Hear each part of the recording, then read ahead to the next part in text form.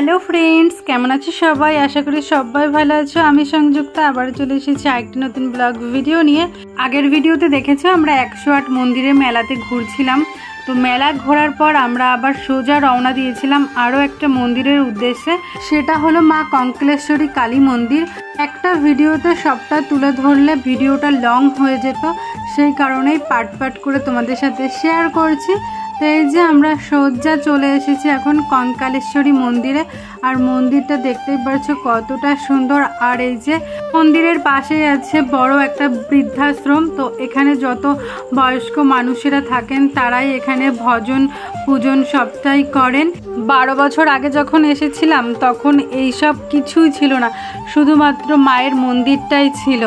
আজ এই যে কত সেবা আশ্রম, বৃদ্ধাশ্রম সব তৈরি হয়েছে। মন্দিরের পিছনে যেটা দেখছো সেটাও কিন্তু বৃদ্ধাশ্রম।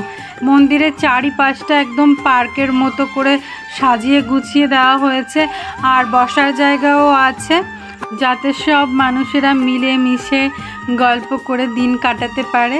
যেহেতু হাতে একদম শর্ট টাইম নিয়ে আমরা ঘুরতে এসেছি, তো একদিনে 3-4 জায়গা আমরা ঘোরার প্ল্যান করছি।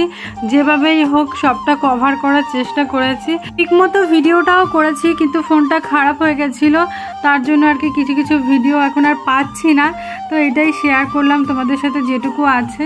তো এই হলো মা কঙ্কালেশ্বরী। তো তার মূর্তিটা দেখে তোমাদের কি মনে হয় অবশ্যই কমেন্ট করে জানাবে। কেউ যদি মায়ের এই রূপ অন্ধকারের মধ্যে দেখে সে ভয়তে সত্যি অজ্ঞান হয়ে যাবে। আর মায়ের মূর্তিটা যে এত নিখুঁতভাবে তৈরি করা, কি বলবো, একদম চোখ ফেরানোর মতো না। আমি তো অবাক চোখে তাকিয়েই ছিলাম। এদিকে আবার দেখি মন্দিরের বাইরে একজন আঙ্কেল মায়ের ভোগ প্রসাদ বিতরণ করছে। তো মা ওদিকে অলরেডি নাকি প্রসাদ নিয়ে আমার জন্য রেখে দিয়েছে। তো সোজাসুজি চলে এসেছি মায়ের এখানে প্রসাদ খেতে। আর সত্যি কথা বলতে কি, প্রসাদটা যে এতটাই টেস্টি ছিল, আমি ভাবছিলাম 2 বাটি খেয়ে নেব। ওদিকে আবার তোমাদের দাদাভাই আমার সাথে কাড়াকাড়ি শুরু করে দিয়েছে, তুমি একটা খাও আমি 2টো খাবো।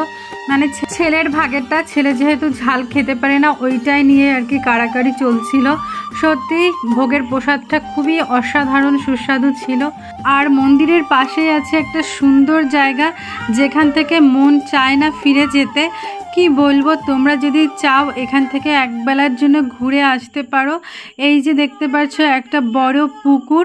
তো পুকুরের চারপাশে এরকম সুন্দরভাবে লাইটগুলো সেট করে রয়েছে। আর ওই দেখো পুকুরের ভিতরে কি দেখা যাচ্ছে বলো তো? ওই যে রাজাহাঁস দেখা যাচ্ছে।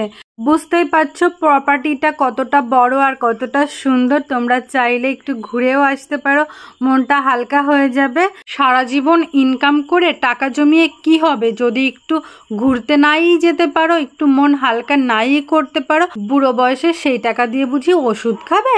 এখনো সময় আছে, একটু ঘুরতে যাও। আজ আর অন্য কোথাও গেলাম না, কারণ অনেকটাই রাত হয়ে গেছে, তাই সোজা চলে এসেছি বাড়িতে। আজ এই পর্যন্ত, দেখা হচ্ছে নেক্সট ভিডিওতে। আজকের ভিডিওটি কেমন লাগলে অবশ্যই লাইক কমেন্ট শেয়ার করে জানাবে, চ্যানেলটি সাবস্ক্রাইব করবে। তোমরা ভালো থাকবে, সুস্থ থাকবে, টাটা।